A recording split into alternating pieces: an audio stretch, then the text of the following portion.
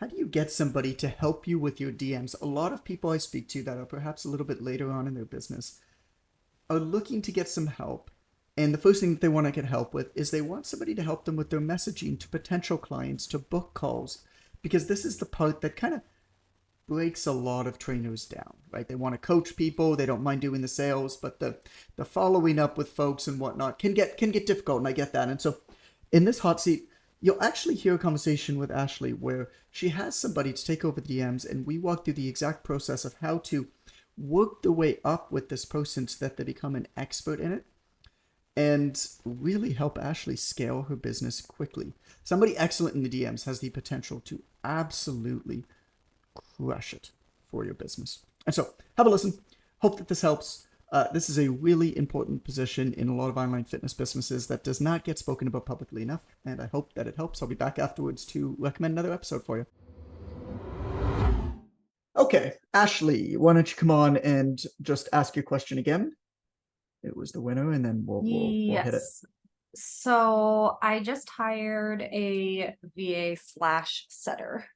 And like I said, I have a hard time, and I know that she's already better than me at a lot of these processes. What did you find So her? I've already, I went to high school with her in Japan, and she now lives in Mexico. Okay. But she is a professional VA. Okay. So I've known her for over 18 years. She knows how I talk. She knows my mannerisms. So I'm not worried about her in my DMs.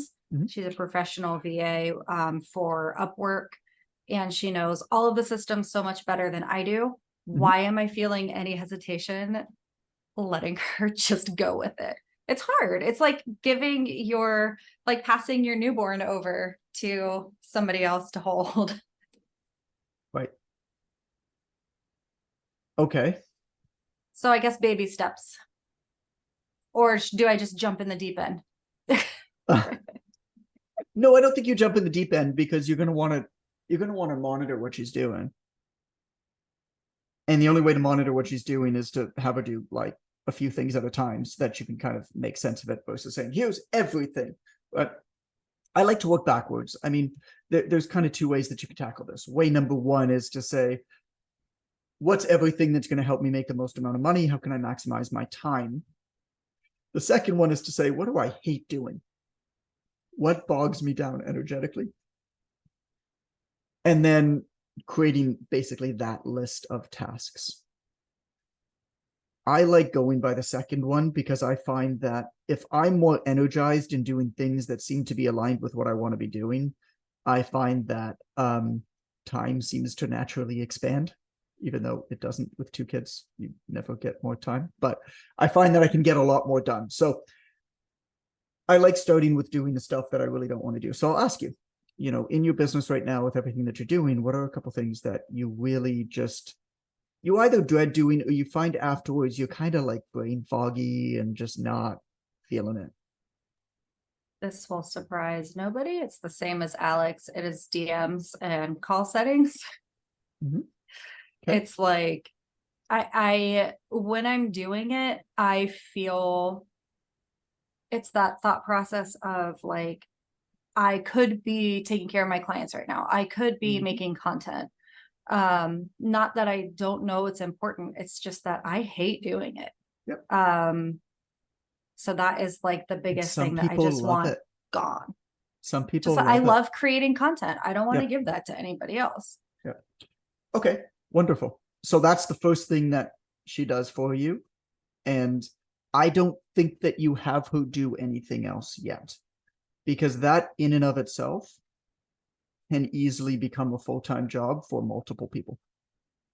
And it is, I would argue, for a lot of the ways that your businesses are structured, it's the most important job in your business. And it's also the hardest job in your business, because you're having to maintain a lot of conversations. You're having to follow up and remember a lot of people and remember to follow up.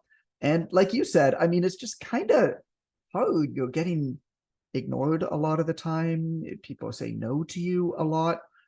I find energetically, whenever I'm in there in my DMs and I see that people have said no, it feels like a personal affront, even though it's like, hey, we have this resource, or hey, I think, it'd be good for you to have a chat on the phone with this person. They're like, no, thank you. And I'm like, oh good day. But really, it's like, I don't know, maybe it's just like not the right time, or they're working with somebody, or they actually don't like me. Like, I have no idea, but it's a ridiculous concept for me to actually be upset about that, because the nature of the game is that some people are ready right now and most people aren't.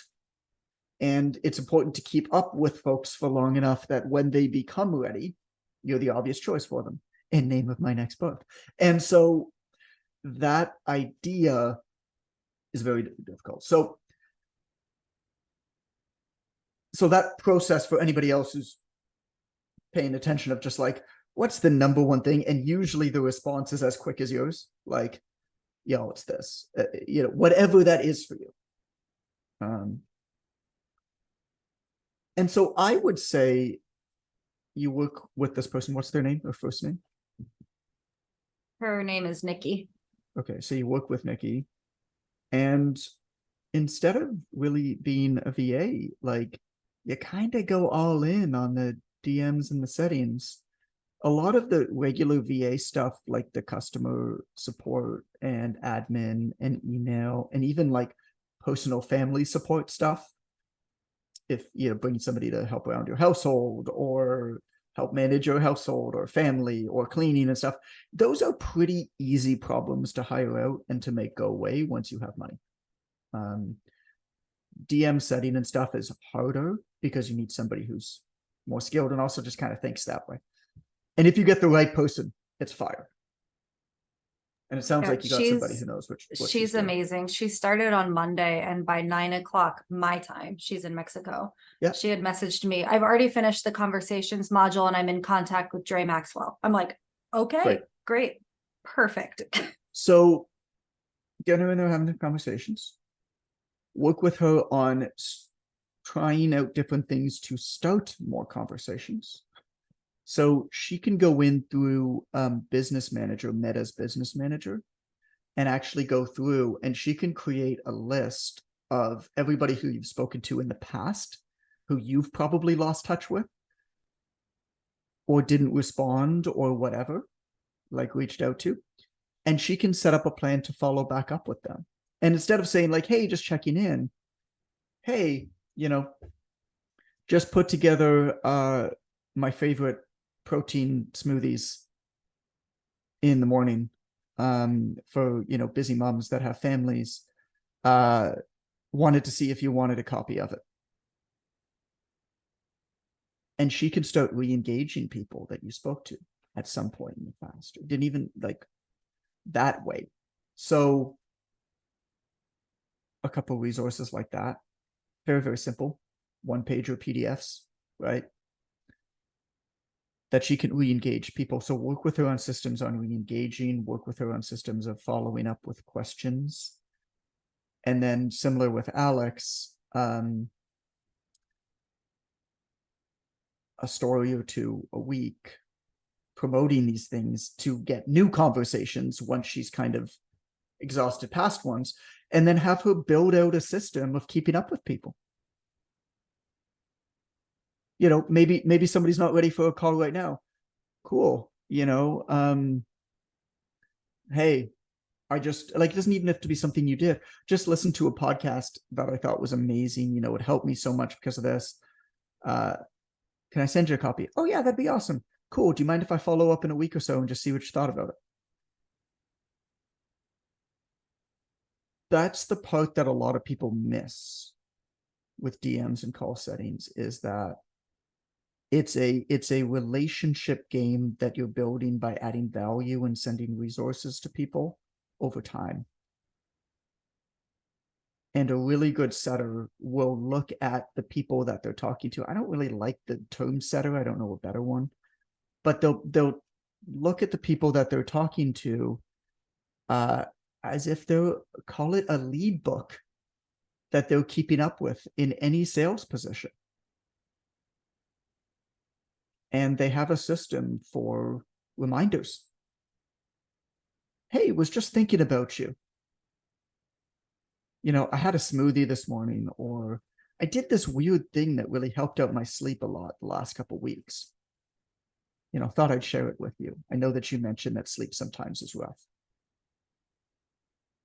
And so on your end, right, as you're creating content, all you need to do, as she's had a few conversations, then you go back and forth with her, right? And this is what I talk about a lot with Carmelina is, hey, what questions are people asking? What problems are people having? And she'll say, I keep getting, people keep telling me this 1, 2, it's always the same, like 3 or 4 things. And then all you need to do is just say, okay, here's a piece of content on that. Oh, right. Sometimes I've even, based off of a question or two that she gets all the time, I'll just record a podcast episode on it. Podcast goes live. She revisits everybody who had that question or talked about that problem. Says, hey, John just recorded a podcast on this. Love to send you it. We spoke about virtual assistant, but this is more somebody to help out with the part that you hate.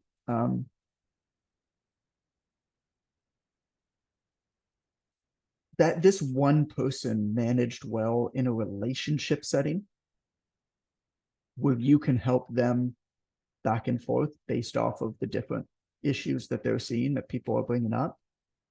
And could even be a post that you posted a while ago. Doesn't even have to be something new. That you're in contact back and forth with. Makes a big difference.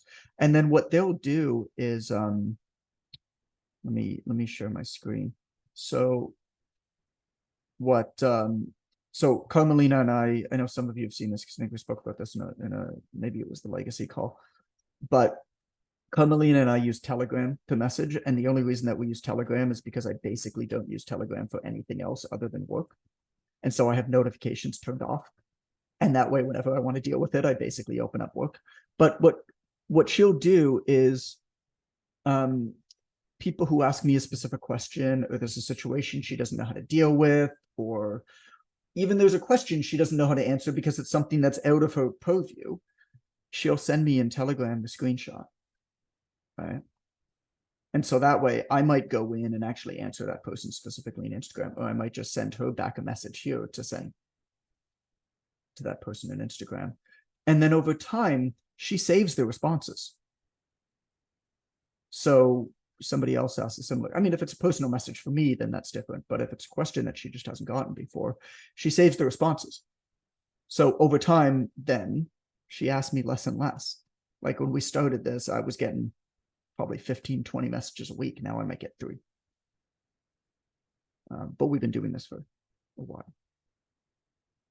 But yeah, man, all in on that, I think. And Alex, sounds similar with you, dude. Sounds like this will fill a big gap. Question on that process you have with your DM. Who's talking here? Oh, Greg. Hi. Oh, Greg. Sorry. I saw. You guys are always like, because people bumping out and in, so you guys are like moving around where you are. Anyway, what's up, Greg? Yes. It's the OT and Brady bunch. I know.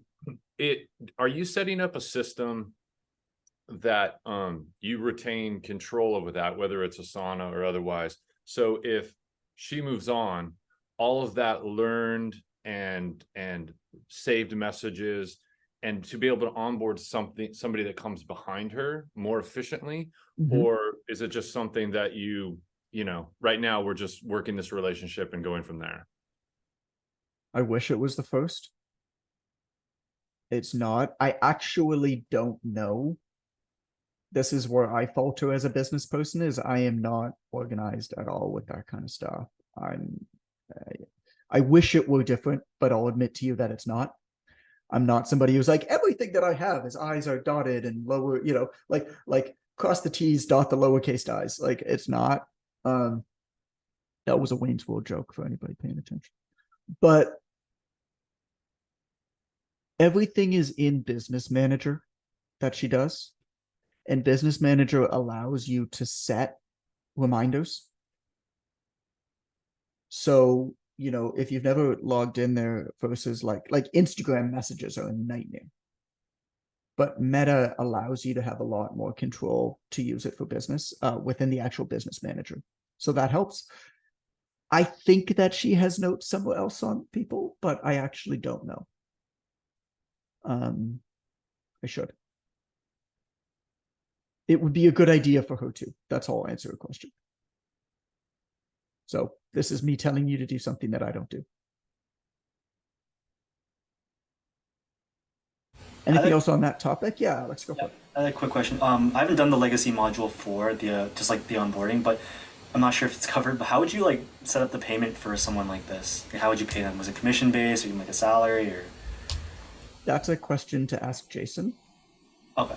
It is, I believe, purely commission that we work with, but we've got a pretty robust sales team and cycle. My guess is with you it would be partial. It would be baseline salary plus bonus. Gotcha. Okay. Because I know that we do pay. I mean, ask Jason. He'll tell you the specifics of it. I stay out of that part, thankfully.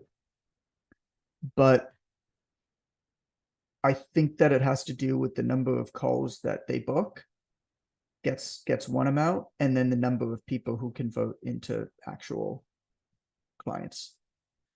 And it's not the calls that they book, it's the calls that they book that actually make it on to the next step.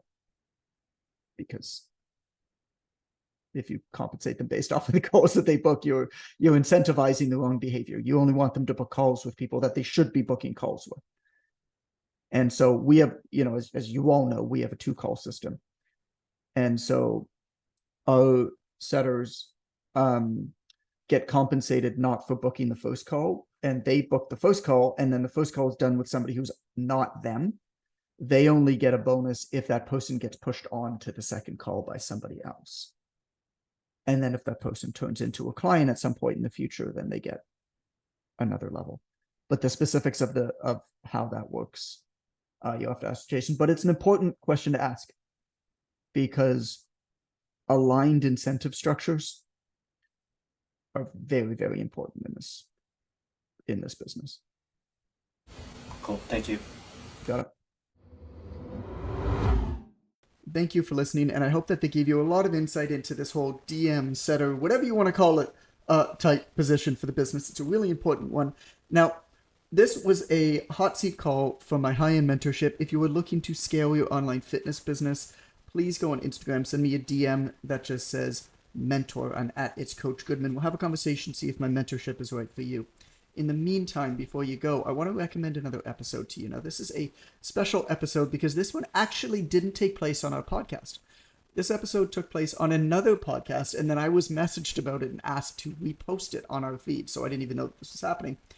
This is episode 115, and it's called $500,000 a year, 1,400 followers, meet Melissa. What I love about this is that Melissa gets deep into not just how she's grown her business to become so profitable, but also exactly what she actually includes in her client care and delivery.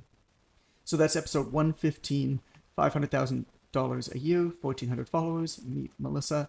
Have a listen. Hope that you love it. Talk again soon.